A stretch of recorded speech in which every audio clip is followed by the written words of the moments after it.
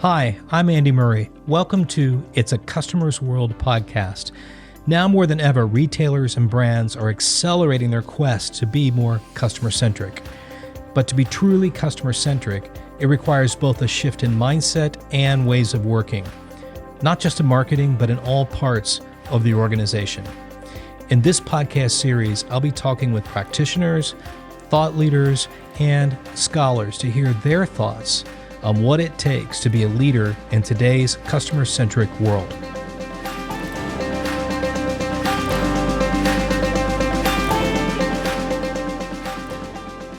In this episode, I spoke with Jim Stengel on the evolving role of the CMO and the leadership characteristics that will be important as we navigate a difficult and uncertain future. Probably nobody engages with more top-level CMOs than Jim. He's a highly respected thought leader in the marketing industry and widely known for innovation and for commitment to building leading-edge marketing capabilities. After spending 25 years in marketing at Procter & Gamble, 7 of them which were spent as the global marketing officer, Jim decided to focus on a new mission, a new quest, to share his passion for growing businesses through a focus on higher ideals. Jim is president of the Jim Stengel Company, host of the CMO Podcast. He's a best-selling author with his book, Grow, How Ideals Power Growth and Profit at the World's Greatest Companies. He's also an adjunct professor at Kellogg Northwestern, a sought-out speaker, and an advisor to several companies. To me personally, Jim had a profound impact on the direction I would take with my agency when he was at P&G. His approach, an authentic sense of caring about his partners, left an indelible impression on me for what great leadership looks like. Jim and I covered a wide range of topics, including how customer experience is broadening the role of the CMO and how purpose-driven companies are faring much better in these difficult times.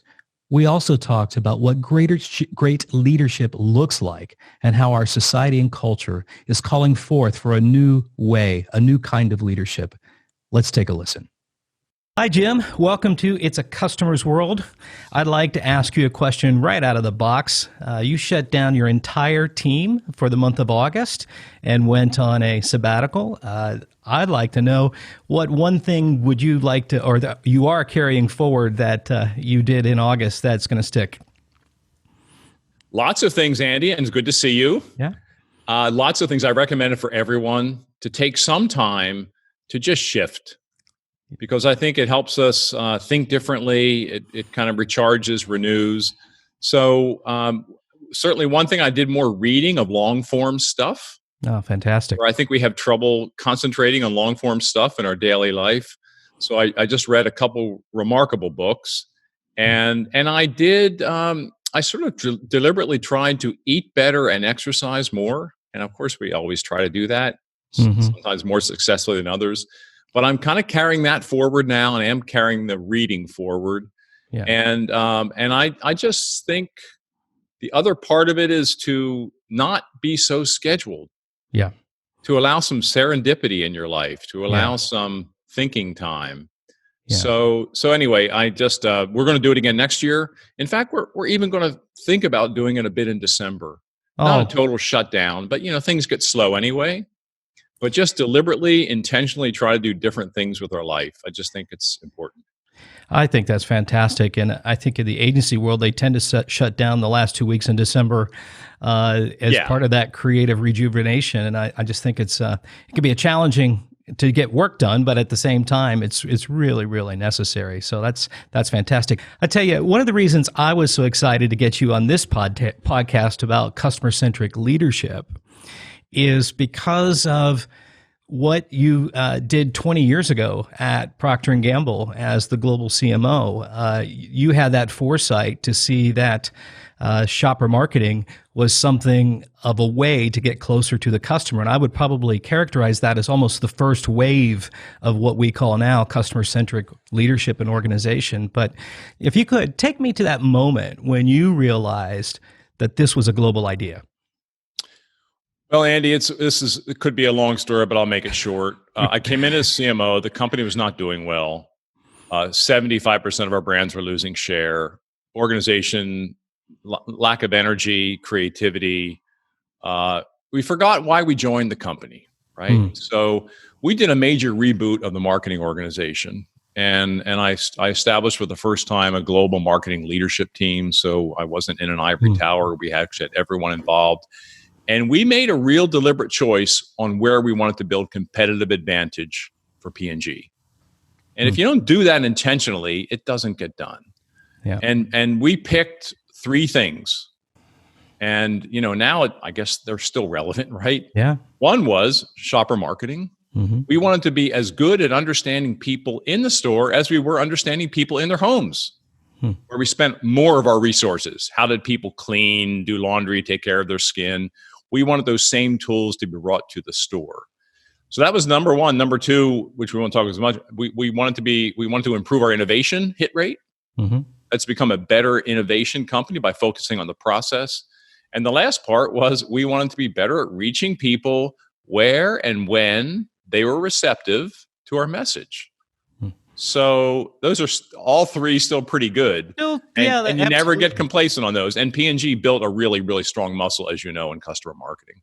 Yeah, and at that time, it wasn't a thing yet. I mean, it really was a forefront. It was really regulated almost to the sales function as something needed to do versus something marketing embraced. And so the fact that came alongside brand marketing was pretty novel approach at that time. It became part of our career path. Yeah. Part of our rewards and recognition, part of where I spent time. When I was named CMO and publicly announced, in my first week, I went to Bentonville to visit our customer marketing team there.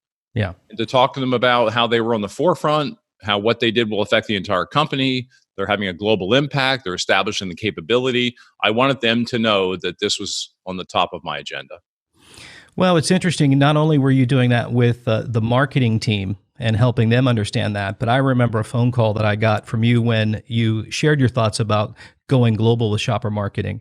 And you were concerned, quite frankly, about the implications of what that meant for the agency ecosystem that needed to support that. And so you were willing to help me think through next steps and created some introductions that changed the whole trajectory of my life. What made you think so intentionally about the rest of the world that you have to work with, the agencies as well, because that is something that you don't always see. The easy way is to just tender that and say, okay, we'll find whatever we need, but you were very intentional in building the total ecosystem. Well, I think one reason P&G has been so successful for so many years, really up to now, is they have leveraged external partners in a very, very powerful way.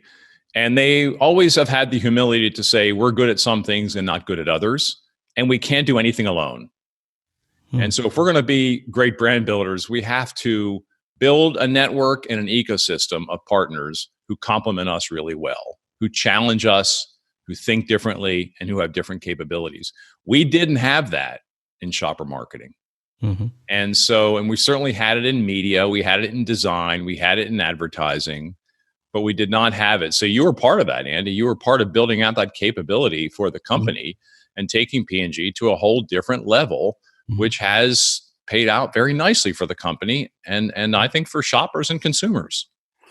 Yeah, and as I look back at that time period, I think it wasn't just the way you looked at the agency relationships as a key business partner, but I would say throughout your organization, whether it was Dina Howe, who showed tremendous leadership and a commitment to me personally and to the organization to get better, to go through thick and thin, don't give up, keep trying. Julie Walker followed behind her and many others. That was a real ethos in the culture that I think reflects well on your leadership at that time, because it does make a difference in going through some areas that you're pioneering. And you don't really have all of the answers, even as an agency. We're in a real discovery mode together. And it took leaders like Dina and Julie to pioneer, right? They were not to be stopped. They believed in it passionately. They brought data to it. They brought energy. They brought ideas. And just part of my role as CMO is to elevate them and elevate that. That's what every leader needs to do, right? Find the people in the organization that are passionate about the right things and get out of their way, help them be successful. Well, it was an exciting time, and I can tell you that I really appreciate the leadership that you guys provided, you specifically, and Dean and others, to shape this industry. And I feel like this now new customer-centric leadership that we're seeing emerge, probably from the omni-channel connection that's happening so intensely. It probably is a reshaping of what shopper marketing was to get even closer to the customer through technology and insights and redesign that customer experience. So it doesn't look like it's moving away from what a brand marketer needs to be thinking about, right? No, not at all. In fact, it's in COVID certainly has accelerated all of that, but it was happening before. And if you even look at how top marketers define their jobs these days, it has shifted. Yeah. And we are becoming more integrated, and we are becoming, look at, Kellogg's now has a chief revenue officer, chief growth officer. She has many, many disciplines under her, including, shopper marketing. Look at how AB InBev has organized. Look at how P&G has organized. It is just, it's recognizing that the shopper and consumer are no longer two different people. I mean, they never were, but we sometimes put them in different, thought processes in our companies. But now in an omni-channel world where people want to, get involved in what delights them and be able to buy the product or service so quickly, so easily, and have it come to them in a way that is not a hassle. And so the principles through which we established it are as relevant as ever. It's just kind of shifting how we deliver and how we interact. Yeah, for sure. Well, I'd like to tap into your experience and instincts about the future, because clearly you saw it coming in 20 years ago regarding that customer integration. But I'd like to maybe move at it a little non-traditional way. Everybody's thinking about what's coming next. Yeah. Every marketer's thinking about that. I know you talk to many, many top leading marketers as part of the CMO podcast. And there's not, from what I've seen, there's no map. We're not going to get a map to the roadmap to the future, but because maps are great for what you've already been or seen or done before, but not necessarily for uncharted areas. What you really need is a compass. And what I like about the compass, and if we could walk around the four directions of a compass as a way to maybe hear your thoughts, compass has a lot of ancient mythology around the meaning of those symbols that gives us some really interesting places to look. And the first place, so are you up for that? Help me build a compass. Sure, let's go. I'm all in. All right. Excellent. So let's look west first. West is typically symbolized sunsets and looking into where today becomes yesterday. You've probably seen a lot of sunsets from where your place is in California. But when you look west and see the things that have happened yesterday or the recent yesterdays, are any of those that you see will take forward into tomorrow as a directional piece, or are any of those probably not coming forward?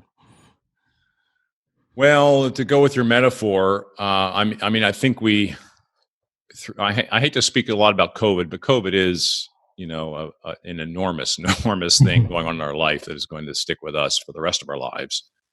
I think what COVID has done, it has sunset a lot of how we used to work. And one of the really positive things coming out of this sunsetting of how we used to work in COVID, and I know this because I've spoken to about 30 CMOs in the last 30 weeks about what's different during COVID and how are they leading differently. So this is a reasonably good database of really, really top level people at great companies and great brands. The first thing they all talk about is the agility in their organization, the decisiveness, the lack of bureaucracy, the focus on the customer, the focus on being of service and being useful, the focus on creativity, the focus on humanity and being themselves with their people and bringing everyone's full potential out in how they work. So, great leaders have always done this. This has just kind of put this massive amplification on that. And, people like, Michelle Peluso at IBM and Pedro Arp at AB InBev and Shelley at Ulta are kind of saying there's no going back. Yeah. We will never work the way we used to again. Yeah. So we have no idea where that's going. Yeah. But it's positive. That's a very positive thing. And probably what I've seen too is leadership objectives that were formed at the top have gotten whittled down to very few, which makes you wonder, did we have too many objectives in the first place? For sure. Right? I mean, it's so hard to focus and get energy against 8 complex things that we feel we must do to transform. But in reality, is it really 8? I mean, when you get to 2 or 3 of survival mode of what COVID's brought, it's refreshing to see that energy. Yeah, Mandy Rossi, who leads Kroger's marketing, I had a really good interview with her about how things have shifted for her. And she just used this incredibly powerful language. She just says, my mind is so much clearer. Yeah. I am just so much more focused on what matters. And all the static and crap that was in my head is out of my head. Yeah. I mean, that's pretty powerful. That's very powerful. Well, let's cross our fingers that trend continues, because I think that has trickled all the way down through the organization, not just at the top. Now, if we turn north and look at north, symbolically in ancient mythology, north meant that trek to the frozen tundra, where you got to have provisions, and provisions determine how far your quest is going to go or not. And probably the metaphor for us to link into is that provision of marketing's spend. How much money do we see having, and how accountable and the return on that money, how will that provisioning take us forward in that journey? So as you look north, do you see budgets getting bigger, smaller post-COVID? Do you see a change in the way that media and marketing is measured in any different significant way, and how we use those provisions? Think about it from that macro perspective. What are your thoughts on that? Because that's really a key point on what fuels the energy for the marketing organization. Well, to state the obvious, Andy, and you know this better than anyone, so many brands just realized how deficient they were in getting their product and service to people in COVID. So whatever you want to call it omnichannel, call it e-commerce, call it whatever you want.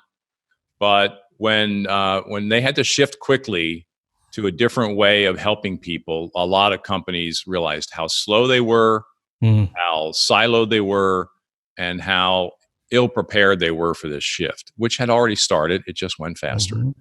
So money is going there because people realize, wow, this was painful. So I think we're going to continue to see the capabilities to be there for people, to deliver, very, very quickly and seamlessly, and to be not creepy, but to be useful. That's a powerful word I'm hearing from a lot of people now. So I think money is it's already going in that direction, which is a mixture of a lot of things. It's organization, it's talent, it's infrastructure, it's a lot of things, as you know. I think the other area is, I think people are getting measurement's always been an issue. It was an issue 20 years ago. It's still an issue today. It's dynamic. It's changing. But there are technologies, there are companies, there are entrepreneurs who are inventing things to help us do this better. And you're going to see still a relentless focus on that. And I think we're going to get rid of, I think, these terms, performance marketing and brand marketing. Yeah. I mean, they're just weird. Well, and what's really hard, the financial model that I've had to live with as well is the return on investment and how you measure that. And conceptually, everybody wanted to move to something more holistic, like lifetime value of a customer and understanding that. But it took still a leap of faith, because we don't have the multi-touch attribution to capture all the data points, especially as you look at customer journey elements and investing in a customer experience where you change toward an app and fighting those things forward. Business cases weren't there yet, but it's interesting through this COVID period that we kind of put some of that restriction or measurement aside as we just did what's right for the customer, whether it was tell more stories about how our colleagues or associates were working with customers to help. And it seems, and purpose, many companies I feel like pivoted a bit more toward purpose type communication, and that's your sweet spot. I mean, have you seen that?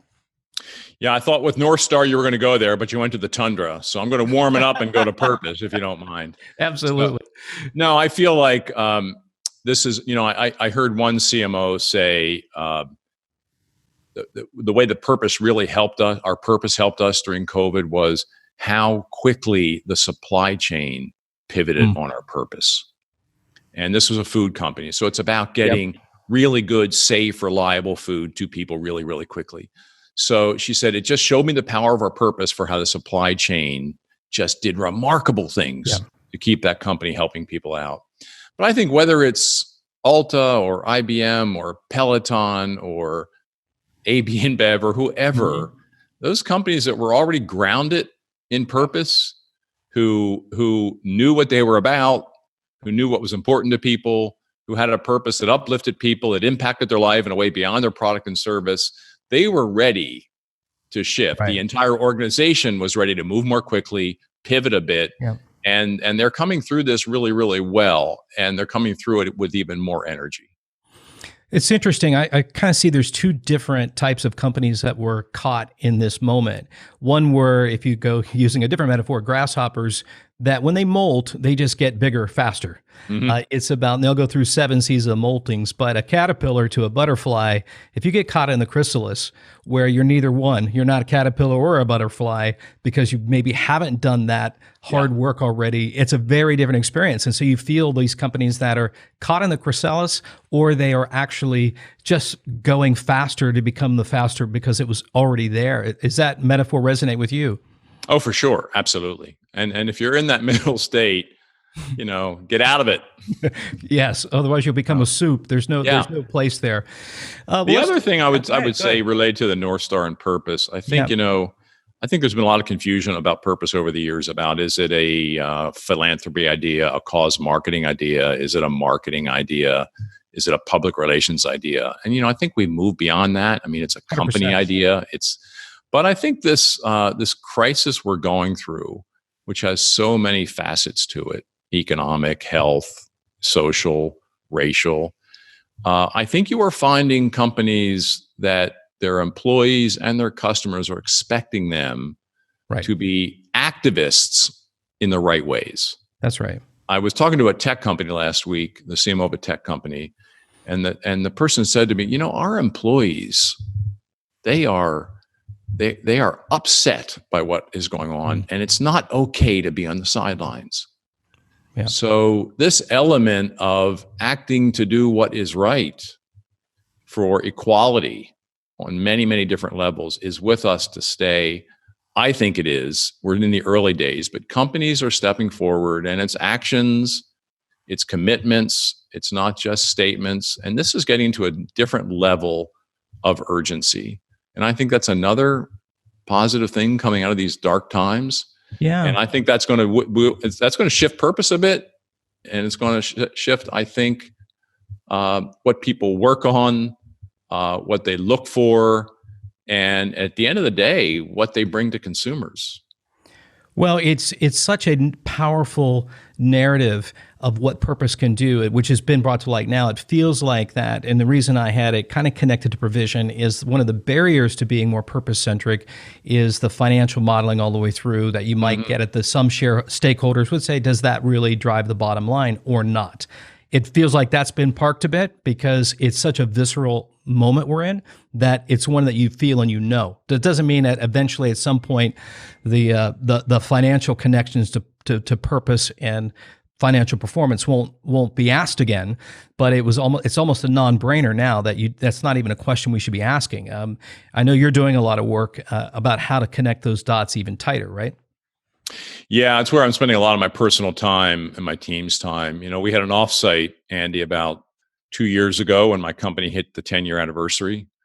And we got together for 2.5 days, and we just really probed what we're proud of, what impact we've made, and what's needed. Yep. So we felt pretty good about getting purpose on the radar, about helping people do it, bring it to life in their organization. But we felt the world needs better measurement. They need better measurement of purpose, actions, and activation to financial results. And why can't we do that in this world of big data and AI? Right. So we went on a search, and we talked to lots and lots of different clients, companies, brands, blah, blah, blah. We chartered a team, and we found a company about 6 years old that was doing work on real-time measurement and correlation of brand equity data to financial results. We said, well, it's not too big a leap to go into purpose. So we started piloting with them for 9, 12 months. And we eventually said, let's form a partnership. So Wow. the company's name is Bera, Bera. I mean, I'm not pushing them, Excellent. but I believe Yeah, in yeah. them. And I think they're doing really, really interesting. In fact, there's a very geeky financial article coming out very soon that I previewed about the Bera data and what happened to brands during COVID, and showing those brands that acted on their purpose are achieving better financial results in COVID than those who have not. So anyway, I think it's we've got to crack this. We have NPS, which is okay, but it's not really linked to results. It's hard to So move the needle in as well.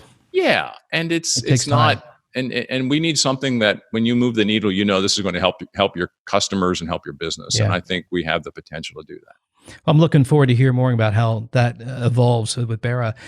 Let's turn south and look south. South symbolically has often represented where the warm air comes and the winds, and where labor and workforces thrive. As you look at the workforce, and the workforce meaning those in marketing and the ecosystem agencies together collectively. I heard the retiring Facebook CMO recently talk about we're going to enter an age of a golden era of creativity is coming. Now, if that's true, that post-COVID at some point in 2021, 22, we'll see this golden era of creativity, it presupposes there'll be a supply of that creativity within the workforce. But as I look south, a lot of our workforce, especially since the Industrial Revolution, has been that discretionary time that you enjoyed in August of creativity and think time has been a bit challenged as we get more and more KPIs focused on efficiency, scaling efficiency. And then if we're going to really need to scale creativity to meet this golden era, well, first of all, do you believe that the golden era of creativity is in front of us? And secondly, how do you feel about where we are today in the workforce about having that headspace and discretionary thinking time to be creative? Yeah, I think the table's being set for that, and I appreciate Antonio saying that. And I think if you look at history, the long view, we are so many. I hate to use the word, but paradigms are being blown up. Right. So on so many levels, personally, people are feeling vulnerable, their families. So many things have changed. And so I do think things are going to come out of this that are highly creative in terms of ideas, in terms of urgency, intensity. The polarization of our politics is awful. But I think it's also pushing people to be ever more committed about what they believe.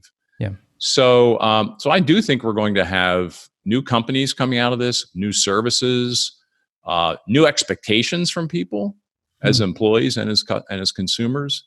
And I think that is we are going to have more diverse people in our companies. So the elements of it are all going to be there. And so I think he's right. I don't know. None of us know what shape that's going to take. But it does mean that in an inordinate amount of time by our leaders, and especially marketing leaders, is going to have to be spent on nurturing and challenging our organizations. I think this whole area of talent, potential, motivation, connections, and all the CMOs are talking about it.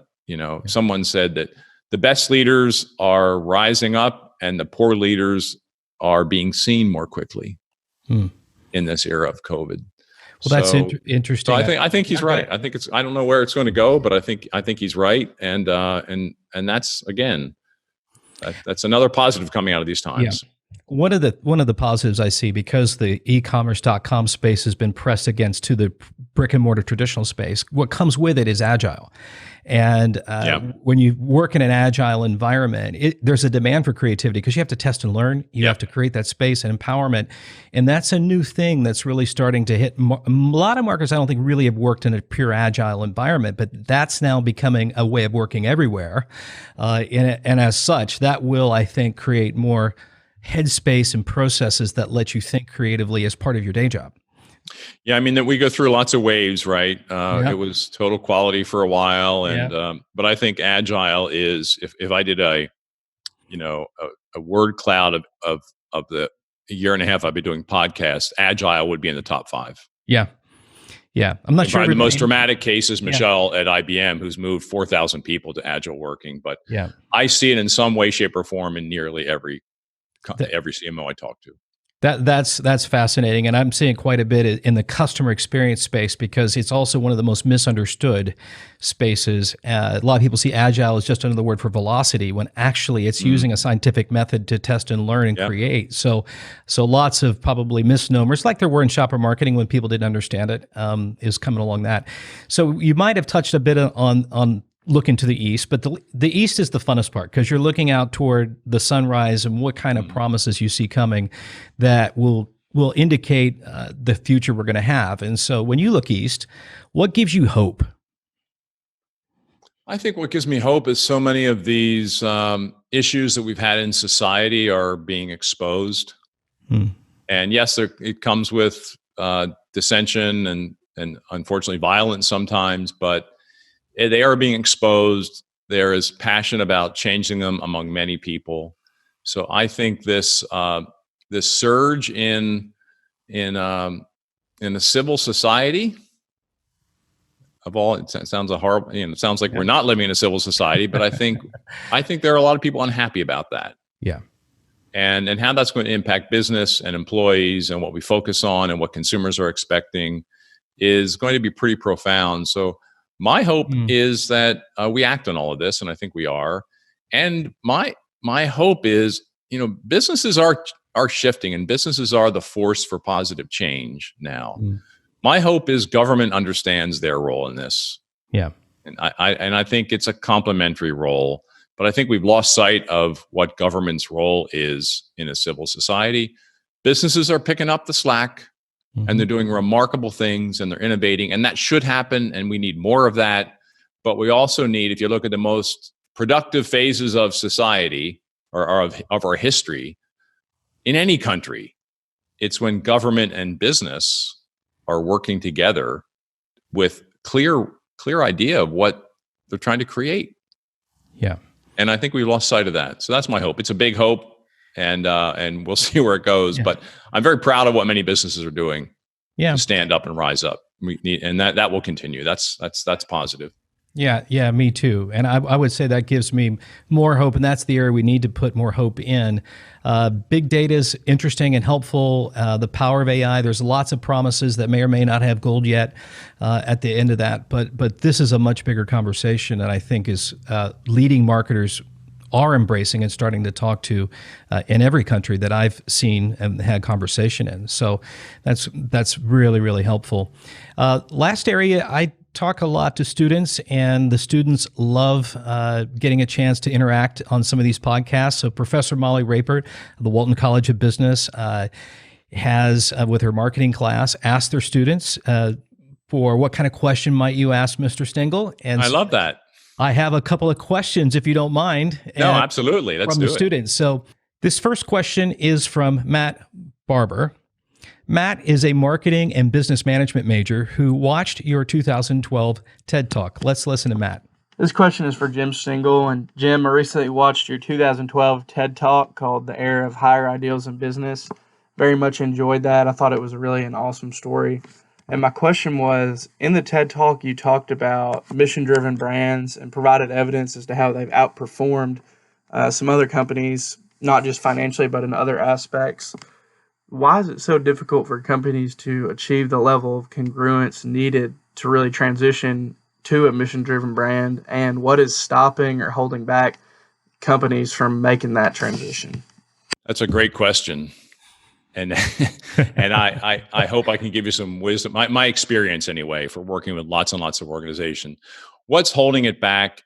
It's a different kind of leadership than many of us were trained in or brought up in. It's a leadership of listening. It's a leadership of empathy. It's a leadership of service. It's a leadership of engagement. It's more reflective leadership, a little bit more thinking versus doing.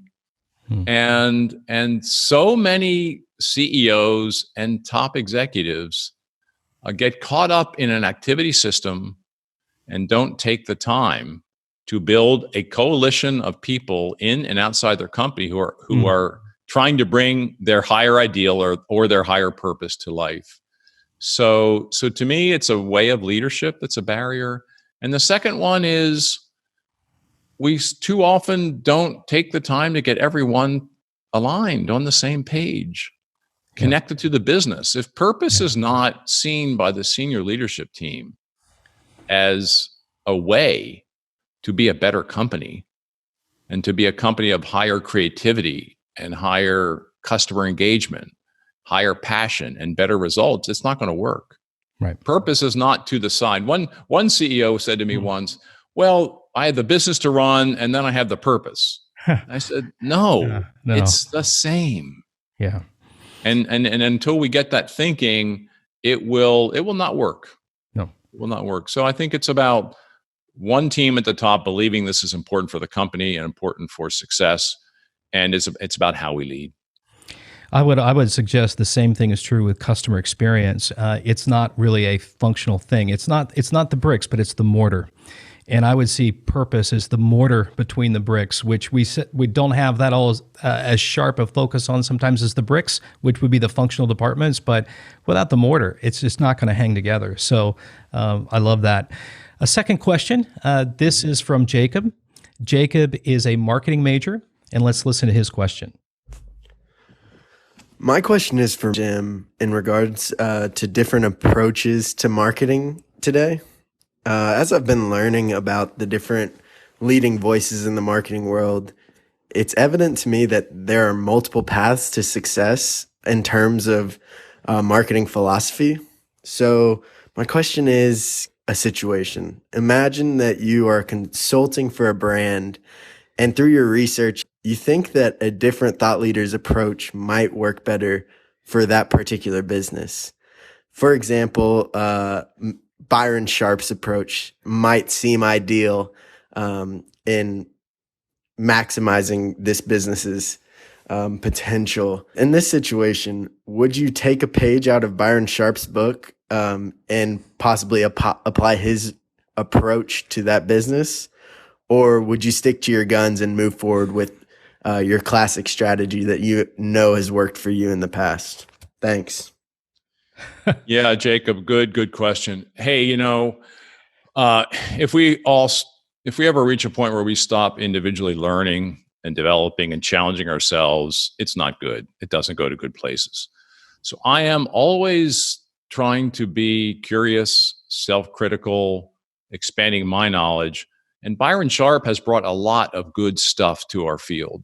And I agree with him on almost everything, actually. And I think this idea of higher reach and bringing more people into a brand franchise and creating awareness and having kind of cues for your brand that trigger something. I mean, that's all great marketing. And too often we walk past that stuff. So I think Byron has brought a lot of good stuff to our field. And your example of walking into a client, I never walk in. I didn't do this at P&G. I don't do it since I left P&G. Every time I work with the team, I try to figure out where they've been, what's important to that brand, that company, that team, what has worked, when were they at their best. So we always have to understand the history of something because there's always insights in the history.